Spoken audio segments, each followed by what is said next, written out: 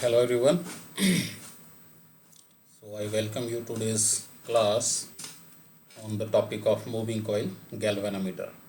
In our last classes we have discussed about what happens to a coil, means a loop of current, whenever it is subjected to some magnetic field, a uniform magnetic field. So whenever a current carrying loop is subjected to the magnetic field, it experiences a torque, which is given by tau is equal to B I A into sine of theta, where theta is the angle made by the normal of the loop with the magnetic field.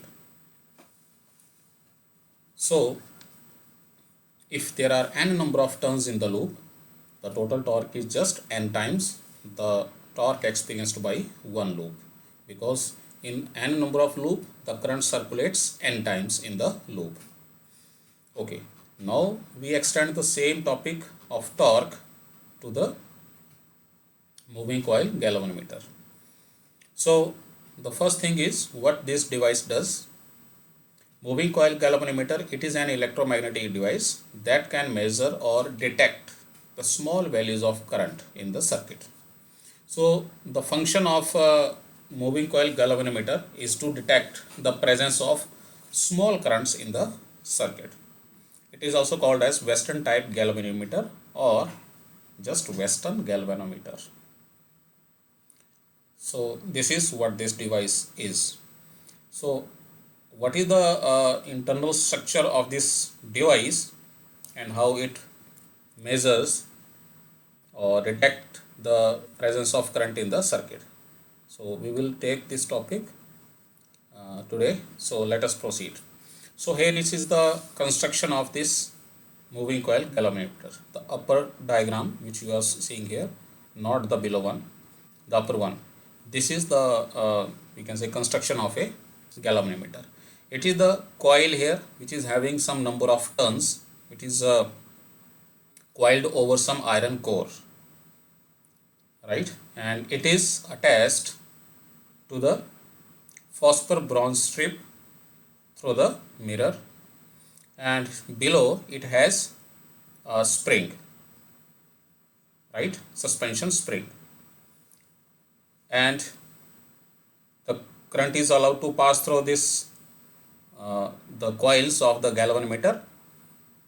And because we are using the permanent magnets so that the coil remains in the magnetic field. So whenever we connect the galvanometer to the circuit, the current flows through this coil, and because this coil is in magnetic field, it starts experiencing the torque as we discussed in our last topic. So this is how it starts rotating, and there is a needle which is attached with this we can say coil, and according to that needle there is some specific direction or we can say value of the current in the circuit. So that is how this galvanometer is constructed. So the working principle of this galvanometer is that whenever a current carrying conductor whenever a current carrying loop, not just the conductor but a current carrying loop, it is placed inside the magnetic field, it starts experiencing a torque in one particular direction. So this makes the principle of this moving coil galvanometer. Okay, so let us proceed how this works and what terms we get there. So the coil in the galvanometer is very similar to what we have discussed in our last class in principle, right? So we already know that the arms AB and CD does not experience any torque because the forces on arm AB and CD are opposite to each other and along the same line of action. Hence, they just cancel out the effect of each other. The only forces are left on the arms AD and BC. On one arm, the force is vertically inward. On the other arm, the force is vertically outward. The directions of the forces are not changed on arm AD and BC, whatever the rotation of the coil is. But what changes between them is the distance between the forces, perpendicular distance between the forces. I am presenting this. This is the coil of the galvanometer, which will be represented just like this to understand. Okay. So if we look out the same situation of the coil of the galvanometer from the top, it is the direction of magnetic field, and from the top if we observe the magnetic field, it is along one direction and the forces are along their own directions. Their magnitude and direction does not change. What changes only with rotation, with the passage of time due to rotation in this coil, due to the torque, the forces, the distance between the forces will keep on changing, right? Just as I have shown it here. This arm AB, as we are looking at it from the top, it appears from here, it appears to be moving just like this. So this is end A and this is end B after some time, after rotation. So what we see that now the forces which were at larger distance of B, now they are at comparatively at smaller distance from each other. Now they are acting at a smaller distance from each other, due to which the amount of the torque will be reduced. So that means with the rotation in the coil of the galvanometer, the torque on the galvanometer coil, it changes, right? So this is what we see from here. Okay, so we have already discussed the working principle, the principle on which this device of galvanometer works, and the working is quite simple, that whenever the galvanometer is connected in the circuit to detect the presence of small current in the circuit, microamperes, in the order of microamperes, which are very small currents or even smaller, not more than that.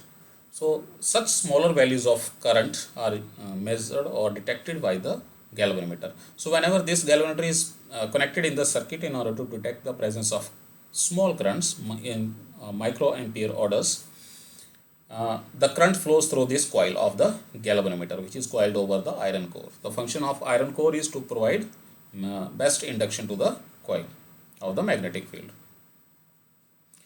Now because this current carrying coil, the coil which is carrying current in the circuit, it is lying in the magnetic field, which is created due to the permanent magnets, with the help of the permanent magnets. So the coil will start experiencing a torque according to the principle. So it will experience the torque and it will start rotating. With the rotation, the needle attached with this coil, it also gets deflected by the value, the current flowing through the coil. So that is the way how this galvanometer shows the presence of current in the circuit. And whenever current is switched off, or we can say the key of the circuit is plugged out, now the current does not flow through the coil, then what will happen? This spring and this phosphor bronze strip, they are used such that they bring the coil back to their back to its original state. Original state, the state whenever there is no flow of current through the coil, and this is due to the restoring torque of the spring, or we can say phosphor bronze strip, because the spring has some ability to regain its state of initial configuration. So that is why whenever torque on the coil acts, an equal amount of torque acts on the spring in opposite direction, due to which it brings back the coil to its original state whenever current is switched off. So this is how this moving coil galvanometer works. Now let us try to understand the accuracy or sensitivity of the galvanometer, how sensitive or how accurate it can be. So from the principle we already know that the torque experienced by this coil, it will be tau is equal to Nia into B into sine of theta, where N is the number of turns in the galvanometer coil. I is the current the galvanometer is measuring, or the current which is flowing through the galvanometer. A is the area of the we can say moving coil of the galvanometer, and B is the magnetic field which is set up, multiplied by sine of angle between the normal and of the normal, which is normal to the plane of the coil. We are taking this angle theta. If you remember the last article, this theta is nothing but the angle between the normal to the plane of the sheet, or we can say coil, to the magnetic field. Let me just recall it with this diagram. So this is the normal we were drawing in the last article, as we have discussed the force acting on a current loop. Now this normal, as we have discussed in the last class, that this normal, it is perpendicular to the plane of the loop. So this will be making some angle theta with the magnetic field, and as the coil rotates, of course this angle theta keeps on changing.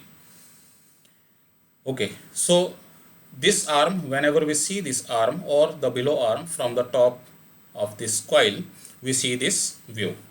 It is the PS arm which is carrying some current, and this is the magnetic field in the same direction, and this is the normal. This is the angle theta between the normal to the plane of the coil and the magnetic field. And this normal will be perpendicular to the PS arm, right? So it will be making a 90 degree, out of which this angle is theta. So the remaining angle, it is the complementary angle of theta. Now you already know what are the complementary angles. Complementary angles are the ones which the sum of two angles comes out to be 90 degree, right? So if this, out of this 90 degree, total angle is 90 degree, this much angle is theta, then the remaining angle is the complementary of this much. This you can call as 90 minus theta, or you can put it as alpha. So alpha and theta, they are the complementary angles. So if we say in this expression, we are writing sine theta, which will be equal to its cosine value of complementary angle. So alpha, as I have explained here, this is the alpha, the complementary angle of alpha. You can write it, sorry, theta. You can write it to be 90 minus theta. So that is the complementary angle. So whenever you substitute the value, you get the cos alpha. So you can represent torque either by this expression or by using the complementary value of cosine. So these two value of sine theta and cos theta will be same, because as an example, sine 30, it is equal to cos 60, and sine 0 is equal to cos 90. So that is how these values will be same. So this is the way we are representing in this present situation the torque acting on the galvanometer coil. In other way, calling it to be the complementary angle of theta, other way we can call it to be the angle between the magnetic field and the plane of the coil. This alpha angle, it will be the angle between the plane of the coil and the magnetic field itself, which is of more significance in this article. Okay, so let us extend the discussion on the torque acting on the galvanometer coil, due to which it will show the presence of current in the circuit. Okay, so when coil gets deflected, the suspension wire is twisted. The suspension wire, the wire with which it is twisted, phosphor bronze wire. On the account of elastic nature of that suspension wire and the spring below the coil, a restoring torque, or we can say couple, is set up in the wire. So that restoring torque by the principle, it is given by that restoring torque or restoring couple, it is given by K times alpha. Alpha is the angle by which we are rotating the coil, or we can say this phosphor bronze strip, and K is the constant for that strip or the spring. So this is according to the Hooke's law. More we deflect, more we restoring torque we get. Now alpha is the angular deflection of the spring, which is the angle between the magnetic field as well as the we can say plane of the coil here. So both torque acting on this coil, this torque acting on the coil, galvanometer coil, and the torque produced due to the spring constant of the, or we can say force constant of that wire with which the coil is suspended. This, it is the force constant. K is the force constant for the phosphor bronze strip, due to which a restoring torque is the one which tends to bring the coil back to its initial state. So due to this, it will have some restoring torque given by K times alpha. Okay, so more is the angle of deflection, more will be the restoring torque, and because this restoring torque brings the coil back to its initial state, exactly the initial state, that means this restoring torque, it must be equal in magnitude to the torque acting on the coil. So this is the restoring torque and this is the deflecting torque. This is the deflecting torque. So these two will be equal in terms of magnitude. So in terms of magnitude, we can equate them as it appears in the present situation. So this is the deflecting torque and this is the restoring torque. From here we can find the value of current which the galvanometer will measure. It is given by, so we are finding the value of current. So everything on the side of current is taken to the other side. So it becomes NBA into cos alpha, which we can write it as K upon NBA, this, and other terms we are writing separately, alpha upon cos alpha.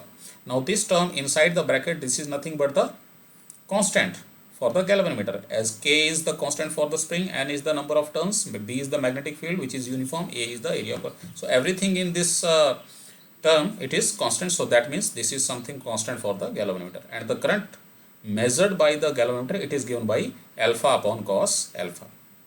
So that means current will be proportional to alpha divided by cos of alpha. Now here it appears that the current which a galvanometer should show, it is not directly proportional to the alpha alone, the angle of deflection alone. More is the angle of deflection, more should be the current. But there is another factor which is interfering here. It is the cos alpha in the denominator. So where this factor it is coming and giving some inaccurate value of the current. Due to this cos alpha component, the current which should be proportional to alpha alone, the amount of current measured by the galvanometer or detected by the galvanometer, it depends upon how much deflection is produced in the galvanometer coil. But here in this expression we are observing that current is depending upon not just alpha, but also there is some another factor cos alpha which is interfering here in the value of current. So therefore the value of current will be different. So the current is not proportional to alpha only, but it also depends on some undesirable factor cos alpha. So cos alpha, it is the undesirable factor. It should not be there, because the current should depend only the degree of deflection produced, alpha. So where this factor it is coming? This factor it is coming because let me just take this diagram. As the coil rotates, the value of torque changes with sine theta, or we can say cos alpha. That means the value of torque does not remain constant. So that is why the value of the current measured by the galvanometer, it is not at its accurate value, because torque is varying as the coil gets rotated.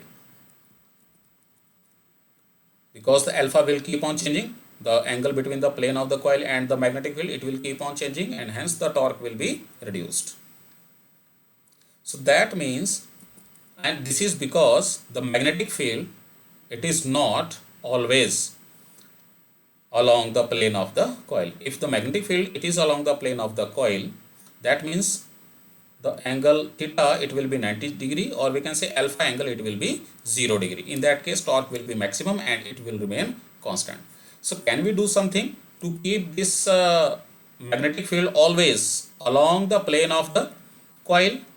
As we are viewing it from the top, we want the magnetic field to be always acting along the plane of the coil, so that angle theta always remains angle theta. If the magnetic field it is along the plane of the coil, if it is the magnetic field along the plane of the coil, angle theta will always be 90 degree, or we can say alpha will always be 0. So in both cases torque will be given by sine 90 or cos 0. So that means the torque will be NIA into B. So to achieving this condition, what we do? We just make the poles of the permanent magnets to be curved and concave in shape. So by making this these poles of the permanent magnets concave, how the magnetic field it is getting along the plane of the coil always. You see this here, the magnetic field generated by these concave shaped poles of the permanent magnets, it will be radial. The magnetic field from this end, it will be along this direction. Magnetic field from this point, it will be along this direction. The magnetic field from this point, it will be along this direction.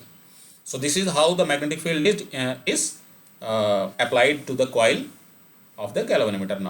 Now you can observe that as the coil rotates, at every degree or every point of its rotation, it will find the magnetic field which is along the plane of the coil itself. If you observe, for example, the coil is rotated to its maximum value, even then you get the magnetic field, the coil is getting the magnetic field along its plane. So that means torque is again same. If the coil rotates in other way, the current carrying coil of the galvanometer will always find the magnetic field along its plane. So in that case, whenever magnetic field always remain along the plane of the coil, so that means the alpha will always be 0 degree. So that means cos alpha will be 1. So by making this arrangement, this correction in the magnetic field applied, we are getting the cos alpha factor to be eliminated from this expression. So now because cos alpha is 1, because angle alpha will always be 0, the angle between the plane of the coil and the magnetic field.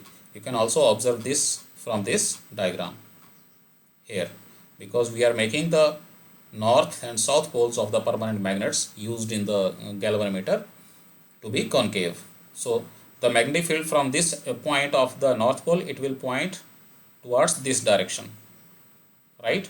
So it will be directed along this direction, and from this end to this end. So the magnetic field, it is radial now. Now the coil will always find the magnetic field along its plane, due to which angle alpha always remains 0 degree, or we can say angle theta always remain 90 degrees, so that the torque always remain constant. It does not change with the deflection in the coil. So now we can say that cos alpha is 1, so that current now it is always equal to K upon NBA times alpha only, because cos alpha becomes 1 now. So this is K upon NBA into cos alpha, alpha, and cos alpha becomes 1. So this is the correct value of current being measured by the galvanometer now. So this is the use of radial magnetic field in case of moving coil galvanometer. Question may come across about this, so you must be knowing it. And this constant factor, it is called as the galvanometer constant, and we are writing it with capital G here. So current it is equal to G into alpha, the galvanometer constant multiplied by alpha. The question may also come on the galvanometer constant or current being measured by the galvanometer for the given value of deflection. Okay. So from here, now the current it is directly proportional to only alpha. It is the sign of proportionality, so you must keep the difference clear. So the current it is now proportional to the alpha, the angle of deflection alone. Now we are getting the accurate value of current from the galvanometer. So that is all about the galvanometer, its function or use, its working principle, its construction, and how does it work, and what is the basic understanding of the current being measured by the galvanometer, and the different shortcomings we are getting here. In the next class, we will discuss about sensitivity of the galvanometer. More sensitive is the galvanometer, more accurately it can show the presence of even very small values of current. So that is all for now. Thank you.